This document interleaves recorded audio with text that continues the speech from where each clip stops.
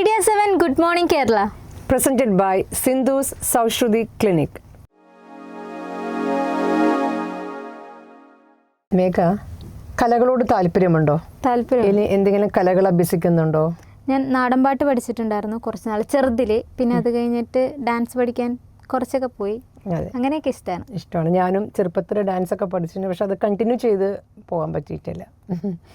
അപ്പോൾ നമ്മുടെ ഇന്നത്തെ ആദ്യത്തെ സെഗ്മെൻറ്റ് കലകളെ സ്നേഹിക്കുന്ന കലാഹൃദയമുള്ള എല്ലാവർക്കും ഒരു പ്രചോദനമായിക്കൊണ്ടാണ്. അതായത് UAE അബുദാബിയിൽ ഒരു കൂട്ടം മലയാളികൾ, ഒരു കൂട്ടം യുവാക്കൾ ഒരു ബാൻഡ് സ്റ്റാർട്ട് ചെയ്തിട്ടുണ്ട്.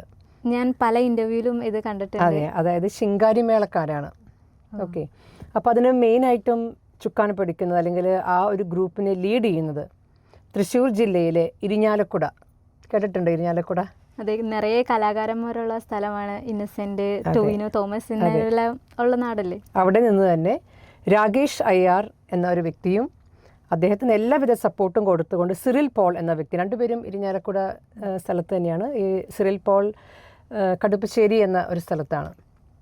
രാകേഷ് അയ്യാർ എന്ന് പറഞ്ഞ വ്യക്തി മാപ്രാണം, അതും ഇരിഞ്ഞാലക്കുട തന്നെയാണ്. അപ്പോൾ ഈ രണ്ടുപേരും പരസ്പരം അങ്ങോട്ടും ഇങ്ങോട്ടും സഹകരിച്ചും സപ്പോർട്ട് ചെയ്തും ഈ ഗ്രൂപ്പിനെ മുന്നോട്ട് കൊണ്ടുപോകുന്നു. അതായത് ഒരുപാട് ഈ വ്യക്തി രാകേഷ് അയ്യാർ എന്ന് പറഞ്ഞ വ്യക്തി ചെണ്ട പ്രൊഫഷണലായിട്ട് പഠിച്ചിട്ടൊന്നുമില്ല. മകനും ചെണ്ട അഭ്യസിക്കാൻ വേണ്ടി പഠിക്കാൻ വേണ്ടി പോയപ്പോൾ അതിൻ്റെ കൂട്ടത്തിൽ അത് കണ്ട് ഇഷ്ടപ്പെട്ടിട്ട് പുള്ളിയും അച്ഛനും മകനും കൂടി ഒരുമിച്ച് ചെണ്ട പഠിക്കുന്നു. അതിനുശേഷം അവർ ഒരു മേളം, ഒരു ബാൻഡ്, ശിങ്കാരി മേളം ഒരു ബാൻഡാക്കി അവർ സ്റ്റാർട്ട് ചെയ്തു. നമ്മുടെ കേരളത്തിൽ മാത്രമാണ് ഇങ്ങനെയൊക്കെ ട്രൂപ്പും കാര്യങ്ങളൊക്കെ കണ്ടേക്കുന്നത്. പുറത്തും നമ്മുടെ ഒരു കല കൊണ്ടുവരാൻ അവർ ശ്രമിച്ചിട്ടുണ്ട്. അല്ല, അത്രയധികം കലയോട് താല്പര്യവും ഇഷ്ടം കൊണ്ടായിരിക്കണല്ലോ അവർ അങ്ങനെ ഒരു തുടങ്ങാനും. പിന്നെ അവിടെയാണെങ്കിലും ഒരു കൂട്ടം യുവാക്കളുണ്ട്. അതായത് ഈ കോവിഡ് സമയത്ത് ജോലി നഷ്ടപ്പെട്ടിട്ടും ജോലിക്ക് വേണ്ടിയൊക്കെ ദുബായിലും മറുനാട്ടിലൊക്കെ പോയി ജോലി ചെയ്യുന്ന ഒരു കൂട്ടം ഈ ശിങ്കാരി മേളമൊക്കെ അറിയാവുന്ന വ്യക്തികളാണ്. നാട്ടിൽ ഒരുപാട് ഉത്സവങ്ങളിലും പ്രോഗ്രാമുകളൊക്കെ ഇത് ചെയ്ത ഒരു കൂട്ടം യുവാക്കളുടെ ഗ്രൂപ്പാണ് ഇതിന് പിന്നിൽ അവർക്ക് സ്ട്രോങ് ആയിട്ട് നിൽക്കുന്നത്. അപ്പോൾ എനിക്ക് ഇത് കേട്ടപ്പോൾ എനിക്ക് അവരെ കുറിച്ച് അറിയണമെന്നും കാണണം എന്നൊക്കെ ഉണ്ട്. അപ്പോൾ നമുക്ക് അവരെ കുറിച്ച് കൂടുതലൊന്ന് പരിചയപ്പെടാം അല്ലേ? അപ്പോൾ നമുക്ക് UAE പോകാം. ശ്രവണസുന്ദരങ്ങളായ ശബ്ദങ്ങൾ കൊണ്ട് മനസ്സിൽ വികാരങ്ങൾ സൃഷ്ടിച്ചുരസിക്കുന്ന ഒരു കലയാണ് സംഗീതം. ജാതിമത പ്രായ ഭേദമന്യേ എല്ലാ മനുഷ്യരെയും ഒന്നിപ്പിക്കുവാൻ സംഗീതത്തിന് സാധിക്കും. 2025 ലോക സംഗീത ദിനത്തിൻ്റെ പ്രമേയം സൗഹാർദ്ദത്തിലൂടെ രോഗശാന്തി എന്നതാണ്.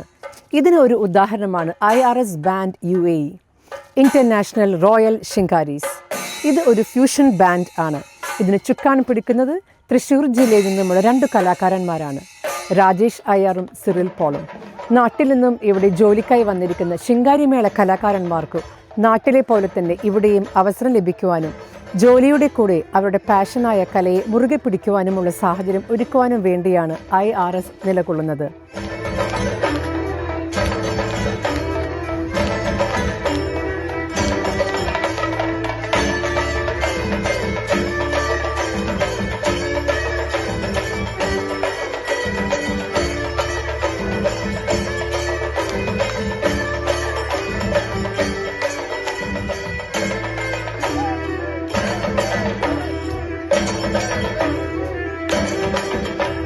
അപ്പോൾ ഇതേപോലത്തെ കലകളൊക്കെ ഇന്നും നിലനിൽക്കുന്നുണ്ട്. അതും പുറം രാജ്യങ്ങളിൽ നമ്മുടെ ഈ കല കൊണ്ടുവന്നതിൽ നമുക്ക് അഭിമാനിക്കാം. പോരാത്തതിന് ഇത്രയും ചെറുപ്പക്കാർ കൂടിയിട്ടൊരു ട്രൂപ്പ് തുടങ്ങുക, അതിൽ പ്രോഗ്രാംസ് അവർ കൊണ്ടുവരിക. അവർക്ക് ഒരുപാട് ചാരിറ്റി പ്രവർത്തനങ്ങളും ഇതിലൂടെ ചെയ്യുന്നത്. ഒരിക്കലും ഒരു പ്രോഫിറ്റ് മാത്രം നോക്കിയിട്ടല്ല അവർ. പിന്നെ അവർ വിശ്വസിക്കുന്നത് തന്നെ ദൈവാനുഗ്രഹത്തിലാണ് അവർ കൂടുതലും വിശ്വസിക്കുന്നത്. അപ്പോൾ അത് ആ ദൈവാനുഗ്രഹത്തിൽ മുന്നോട്ട് പോകുക എന്നത് മാത്രമാണ് അവരുടെ മുഖ്യ ലക്ഷ്യം. നമ്മുടെ കലാകാരന്മാരുള്ള നാട്ടിൽ നിന്നും ഒത്തിരി ചെറുപ്പക്കാർ അവിടെ പോയി ഈ ഒരു ട്രൂപ്പ് കൊണ്ടുവന്നതിൽ സന്തോഷം. പിന്നെ ഈ വീഡിയോ കാണുമ്പോൾ എനിക്കൊരു കല ഒരിക്കലും മരിക്കുന്നില്ല അല്ലേ? കലകൾ എപ്പോഴും മുന്നോട്ട് പോകുന്നു, അതിന് ഒരു അന്ത്യമില്ല. എവിടെ പോയാലും നമുക്ക് കലാഹൃദയമുള്ളൊരു വ്യക്തിയാണെങ്കിൽ നമുക്കതിനെ വളർത്തിയെടുക്കാവുന്നതാണ് എന്നാണ് ഈ ഒരു വീഡിയോയിലൂടെ നമുക്ക് മനസ്സിലാവുന്നത്. ചേച്ചിക്ക് ഈ ചോക്ലേറ്റ് അങ്ങനെയൊക്കെ ഭയങ്കര ഇഷ്ടമുള്ള കൂട്ടത്തിലാണ്? മധുരം ഭയങ്കര ഇഷ്ടമാണ്. ചോക്ലേറ്റ് എന്ന് പറഞ്ഞാൽ പിന്നെ പല ബ്രാൻഡിലുണ്ടല്ലോ, പല ഫ്ലേവേഴ്സിലും. ഏതാണ് ഏറ്റവും കൂടുതൽ ഇഷ്ടമുള്ളൊരു ബ്രാൻഡ്? എനിക്കങ്ങനെ സ്പെസിഫിക് ഒരു ഇത്, എനിക്ക് മധുരം മൊത്തത്തിൽ ഇഷ്ടമാണ്. അത് ഏതാണെങ്കിലും കഴിക്കാൻ ഇഷ്ടമാണ്, ടേസ്റ്റ് ചെയ്യാൻ ഇഷ്ടമാണ്. ഇപ്പോൾ പല വെറൈറ്റീസിലും പല ഫ്ലേവേഴ്സിലൊക്കെ വരുന്നുണ്ടല്ലോ. അപ്പോൾ വരുമ്പോൾ തന്നെ ട്രൈ ചെയ്യാൻ ഇഷ്ടമാണ്. അതെ അതെ. നമ്മുടെ ഫെബ്രുവരി 14 മാത്രം കുറേ ചെറുപ്പക്കാർ കുറേ ചോക്ലേറ്റുകൾ കയ്യിൽ മേടിച്ചിട്ട് പോണ ഒരു ചോക്ലേറ്റ് ആണ് ഈ ഡെയറി മിൽക്ക് എന്ന് പറയുന്നത്. അപ്പോൾ നമുക്ക് അന്ന് തോന്നുന്നു ഒരുപാട് ചിലവായിക്കും, ഒരുപാട് ചിലവാകുന്ന ഒരു സാധനമാണ് ചോക്ലേറ്റ്സ്. അപ്പോൾ നമുക്ക് ചോക്ലേറ്റിൻ്റെ ബ്രാൻഡിനെ കുറിച്ചൊന്ന് നമുക്കൊന്ന് അറിഞ്ഞിട്ട് വരാം. ഇന്ന് നമുക്കൊരു ചോക്ലേറ്റ് ബ്രാൻഡിനെ പറ്റി ആവാം ചർച്ച. കാഡ്ബറി ഡയറി മിൽക്ക് കാഡ്ബറിയുടെ ബ്രിട്ടീഷ് മിൽക്ക് ചോക്ലേറ്റ് ബ്രാൻഡാണ്. ആദ്യമായി ഇത് 1905 ജൂണിൽ യുണൈറ്റഡ് കിങ്ഡത്തിൽ അവതരിപ്പിക്കപ്പെട്ടു.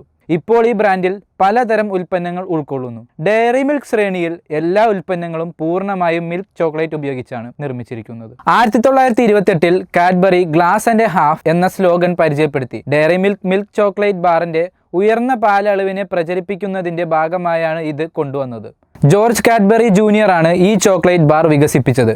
1914 ഇത് കമ്പനിയുടെ ഏറ്റവും കൂടുതൽ വിൽക്കപ്പെട്ട ഉൽപ്പന്നമായി മാറി. 100 വർഷങ്ങൾക്ക് ശേഷവും ഈ സ്ഥാനം അത് നിലനിർത്തിയിട്ടുണ്ട്. 2014 UK-യിലെ ഏറ്റവും കൂടുതൽ വിൽക്കപ്പെട്ട ചോക്ലേറ്റ് ബാറായി റാങ്ക് ചെയ്യപ്പെട്ടു.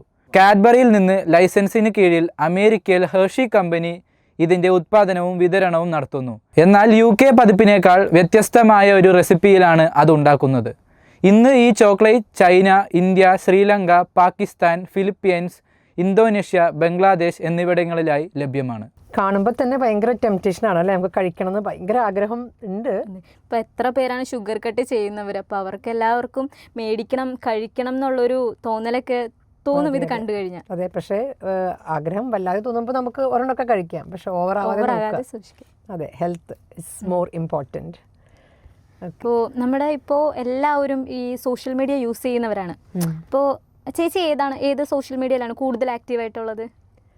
ഞാൻ ഇൻസ്റ്റാഗ്രാം നമ്മൾ ചെയ്യുന്നുണ്ട് നന്നായിട്ടല്ല, അത്യാവശ്യം നമുക്ക് എന്താ പറയുക, ഓവറായിട്ടല്ല, ആവശ്യത്തിന് യൂസ് ചെയ്യാം, മിനിമം യൂസ്. ഇപ്പം നമ്മുടെ നാട്ടിൽ കുഞ്ഞു കുട്ടികൾക്ക് വരെ ഇൻസ്റ്റാ അക്കൗണ്ട്, ഫേക്ക് അക്കൗണ്ട്സ് നിറയെ ഉണ്ട്. അപ്പോൾ ഈ ഇൻസ്റ്റാ അക്കൗണ്ടിനെ കുറിച്ച് വേറെ ഡീറ്റെയിൽസ് കൂടുതൽ അറിയോ? കൂടുതൽ നമ്മൾ സോഷ്യൽ മീഡിയ വഴി തന്നെ കുറേ കാര്യങ്ങൾ അറിയുന്നുണ്ട്. നമ്മൾ അതിലേക്ക് ഒരുപാടൊന്നും കടന്നു ചെല്ലാറില്ല, കാരണം നമ്മൾ ഒരുപാട് എന്താ പറയുക അതിനെക്കുറിച്ച് അറിയാൻ ശ്രമിച്ചാൽ പിന്നെ നമ്മൾ സോഷ്യൽ മീഡിയയിൽ നിന്ന് ഇറങ്ങി വരാൻ ബുദ്ധിമുട്ടാവും. അപ്പോൾ നമ്മൾ നമ്മുടെ മിനിമൽ യൂസാണ്, പക്ഷേ അതിൻ്റെ എല്ലാ കാര്യങ്ങളും നമ്മൾ അറിയണമല്ലോ. അപ്പോൾ ഒരു ഇൻസ്റ്റയുടെ ഒരു ചരിത്രം, ഒരു ഹിസ്റ്ററി നമുക്കറിയില്ല, എങ്ങനെയാണ് ഇത് ഉണ്ടായത്, ആരാണ് ഇതിൻ്റെ ഒരു ഫൗണ്ടർ എന്നറിയില്ല. അപ്പോൾ നമുക്ക് അതിനെക്കുറിച്ചൊന്ന് കണ്ടു നോക്കി വരാം. അതെ, ഇൻസ്റ്റാഗ്രാം തുടങ്ങിയപ്പോൾ തന്നെ വളരെ ഇൻസ്റ്റന്റ് ആയിട്ട് തന്നെ അത് പോപ്പുലറായി അല്ലേ? അതൊന്ന് കണ്ടു നോക്കാം, കാണാം. ഇന്ന് നമുക്ക് എല്ലാവർക്കും പ്രിയപ്പെട്ട ഒരു ആപ്പിനെ പറ്റിയാവും ചർച്ച. ഇൻസ്റ്റാഗ്രാം എന്ന ആപ്പ് 2010 ഒക്ടോബറിൽ കെവിൻ സിസ്ട്രോം, മൈക്ക് ക്രിഗർ എന്നിവരാണ് അവതരിപ്പിച്ചത്. വളരെ വേഗത്തിൽ പ്രസിദ്ധിയേറി 2 മാസത്തിനുള്ളിൽ 10 ലക്ഷം ഉപയോക്താക്കളെയും 1 വർഷത്തിനുള്ളിൽ 1 കോടി ഉപയോക്താക്കളെയും നേടുകയും 2018 ജൂണിൽ 100 കോടി ഉപയോക്താക്കളിലേക്ക് എത്തുകയും ചെയ്തു. 2012 ഏപ്രിലിൽ ഏകദേശം $1 ബില്യൺ വിലമതിച്ച ക്യാഷ് ഷെയർ സമ്പത്തുകൾ ഉൾപ്പെടുത്തി ഫേസ്ബുക്ക് ഈ സേവനം സ്വന്തമാക്കി. 2012 ഏപ്രിലിലാണ് ആൻഡ്രോയിഡ് പതിപ്പ് പുറത്തിറക്കിയത്. തുടർന്ന് 2012 നവംബറിൽ പരിമിതമായ ഫീച്ചറുകളുള്ള ഡെസ്ക്ടോപ്പ് ഇൻ്റർഫേസ്, 2014 ജൂണിൽ ഫയർ OS ആപ്പ്, 2016 ഒക്ടോബറിൽ വിൻഡോസ് 10 ആപ്പ് എന്നിവ പുറത്തിറക്കി. അതിൻ്റെ വിജയവും സ്വാധീനവും നിലനിൽക്കുമ്പോഴും ഇൻസ്റ്റാഗ്രാമിനെ കൗമാരക്കാരുടെ മാനസികാരോഗ്യത്തെ പ്രതികൂലമായി ബാധിക്കുന്നതിൽ നയം, ഇൻ്റർഫേസ് മാറ്റങ്ങൾ, സെൻസർഷിപ്പ് ആരോപണങ്ങൾ, ഉപയോക്താക്കൾ അപ്ലോഡ് ചെയ്യുന്ന അനധികൃതവും അനുചിതവുമായ ഉള്ളടക്കങ്ങൾ എന്നിവയിൽ വലിയ വിമർശനങ്ങൾ നേരിട്ടിട്ടുണ്ട്. അപ്പോൾ നമ്മൾ 24 മണിക്കൂറും ഈ ഇൻസ്റ്റയിൽ തന്നെയാണ് എല്ലാവരും ആക്റ്റീവായിട്ടിരിക്കുന്നത്. അപ്പോൾ നമുക്ക് ഇതിൻ്റെ ബാക്കിൽ എന്താണ് നടന്നത്, ഇത് ആരാണ് ഇതിൻ്റെ ഫൗണ്ടർ ഒന്നും നമുക്ക് അറിയില്ല. അപ്പോൾ ഇതൊരു നല്ലൊരു ഇൻഫോർമേഷൻ ആയിരുന്നു നമുക്ക്. അതെ അതെ അതെ. അപ്പോൾ എല്ലാവരും വൈസ്ലി യൂസ് ചെയ്യുക, ഇൻസ്റ്റാഗ്രാം നല്ല രീതിയിൽ ഉപയോഗിക്കുക അല്ലേ? മേഘ എന്തെങ്കിലും സ്പെഷ്യൽ ബ്രാൻഡ് എന്തെങ്കിലും പ്രോഡക്ട്സ് യൂസ് ചെയ്യുന്നുണ്ടോ? ഇപ്പോൾ എന്തെങ്കിലും പർച്ചേസ് ചെയ്യുമ്പോൾ ഇന്ന ബ്രാൻഡിൻ്റെ വേണം അല്ലെങ്കിൽ ഇന്ന തന്നെ വേണം എന്ന് അങ്ങനെ എപ്പോഴും സ്പെസിഫൈ ചെയ്യുന്ന ആളാണോ? ബ്രാൻഡുകളൊന്നും അധികം യൂസ് ചെയ്യാറില്ല, എന്നാൽ പോലും പക്ഷേ ബ്രാൻഡുകൾ യൂസ് ചെയ്യുന്നവരുണ്ട്. ഉണ്ട്, ഒരുപാട് പേരുണ്ട്. ഇപ്പോൾ ഷോപ്പിങ്ങിന് പോകുമ്പോൾ തന്നെ ഇന്ന തന്നെ വേണം. ഇപ്പോൾ ഡ്രസ്സിൻ്റെ ആയാലും ഏതെങ്കിലും പെർട്ടിക്കുലർ ഫുട്വെയർ ആയാലും അല്ലെങ്കിൽ പെർഫ്യൂം ആണെങ്കിലും അല്ലെങ്കിൽ ഹാൻഡ് ബാഗ് ആയാലും നമുക്കറിയാലോ ഈ ഫിലിം സ്റ്റാർസിനൊക്കെ കളക്ഷൻസ് ഉണ്ട്, ഒരുപാട് കളക്ഷൻ ഉണ്ട് ഹാൻഡ് ബാഗ്സിൻ്റെ തന്നെ. ഇപ്പോൾ ബ്രാൻഡ് നോക്കിയിട്ടാണ് എല്ലാവരും സാധനങ്ങൾ മേടിക്കാറ്. പക്ഷേ എത്രയാണ് കോസ്റ്റ്, എത്ര വരും എന്നവർ ചിന്തിക്കുന്നില്ല. പിന്നെ നമ്മുടെ ഒരു വിശ്വാസമുണ്ട്, ബ്രാൻഡ് നോക്കി വാങ്ങുമ്പോൾ അതിൻ്റെ ക്വാളിറ്റി ഉണ്ട് എന്നുള്ള ഒരു വിശ്വാസമുണ്ട്. അപ്പോൾ അത് കുറേയൊക്കെ ഒരു സത്യമാണ്. അതുപോലെയുള്ള ഒരു ബ്രാൻഡിനെയാണ് നമ്മൾ ഇന്ന് പരിചയപ്പെടുന്നത്. പ്രാഡ എന്നാണ് ആ ബ്രാൻഡിൻ്റെ നെയിം. ഓക്കെ, എനിക്ക് തോന്നുന്നു ഹാൻഡ് ബാഗ്സ്, പെർഫ്യൂംസ്, സൺഗ്ലാസസ് ഒക്കെ ഉള്ള അല്ലേ ഒരു ബ്രാൻഡാണ്.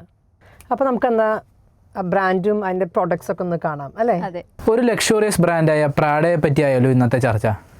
1913 സ്ഥാപിതമായ പ്രാഡ എന്ന കമ്പനി സ്ഥാപകൻ മാരിയോ പ്രാഡയുടെ കുടുംബത്തെ അനുസ്മരിച്ചാണ് ഈ പേര് ലഭിച്ചത്. 1970കളിൽ മാരിയോയുടെ കൊച്ചുമകളായ മ്യൂച്ചിയ പ്രാഡയും ഭർത്താവായ പാട്രിസിയോ ബെർട്ടിലെയും നേതൃത്വം ഏറ്റെടുക്കുന്നതിനോടെ കമ്പനി വാട്ടർ പ്രൂഫ് നൈലോൺ തുണികൾ ഉപയോഗിച്ച് ഉൽപ്പന്നങ്ങളിലേക്ക് ശ്രദ്ധ തിരിച്ചു. 1990കളിലേക്ക് എത്തുമ്പോഴേക്കും പ്രാഡ ഒരു ലക്ഷറി ബ്രാൻഡായി ഏറ്റുപറയപ്പെട്ടിരുന്നു. അതിന് കാരണം അതിൻ്റെ ഡിസൈനുകളിൽ കാണപ്പെട്ടിരുന്ന സൃഷ്ടിമതിയായ പുതുമയാണ്. ഈ വാണിജ്യത്തിനെ കൂടുതൽ വിപുലീകരിക്കുന്നതിനായി മ്യൂച്ചിയ പ്രാഡ താനാണ് പ്രാഡയുടെ ഉപബ്രാൻഡായ മ്യൂ മ്യൂ തുടങ്ങിയത്. ഇതേ സമയം പ്രാഡ LVMH എന്ന ലക്ഷറി ഗൂഡ്സ് കമ്പനിയുമായി സഹകരിച്ചു. ഫെൻഡിയിലെ ഓഹരികൾ സംയുക്ത ഉടമസ്ഥാവകാശം നേടുകയും ചെയ്തു. കൂടാതെ ഗൂച്ചി ഏറ്റെടുക്കാനുള്ള LVMHൻ്റെ പരാജയമായ ശ്രമത്തിൽ പ്രാഡ പിന്തുണയും നൽകി. ലേഡീസിന് യൂസ്ഫുൾ ആയിട്ടുള്ളതാണ് അല്ലേ? ഒരുപാട് വെറൈറ്റീസ് ഓഫ് ഹാൻഡ് ബാഗ്സും പെർഫ്യൂംസും സൺഗ്ലാസസ് ഒക്കെ ഉണ്ട്. ഇപ്പോൾ ഹാൻഡ് ബാഗിന് കുറേ ക്രേസസ് ഉള്ള വിമൻസ് ഒക്കെ നമ്മുടെ ഈ സമൂഹത്തുണ്ട്. അപ്പോൾ അവർക്ക് കൂടുതൽ കൂടെ ഒരു ബെസ്റ്റ് ഓപ്ഷൻ ആയിരിക്കും ഈ ഒരു ബ്രാൻഡ്. അതെ, അപ്പോൾ എല്ലാവരും വാങ്ങിക്കുക, ട്രൈ ചെയ്യുക, സ്റ്റൈലായിട്ട് പോവുക അല്ലേ? അതെ. Sindhu's സൗശ്രുതി clinic media 7 good morning കേരളയിലെ ഇന്നത്തെ എപ്പിസോഡ് ഇവിടെ അവസാനിക്കുന്നു. നല്ലൊരു എപ്പിസോഡുമായി വീണ്ടും കാണാം.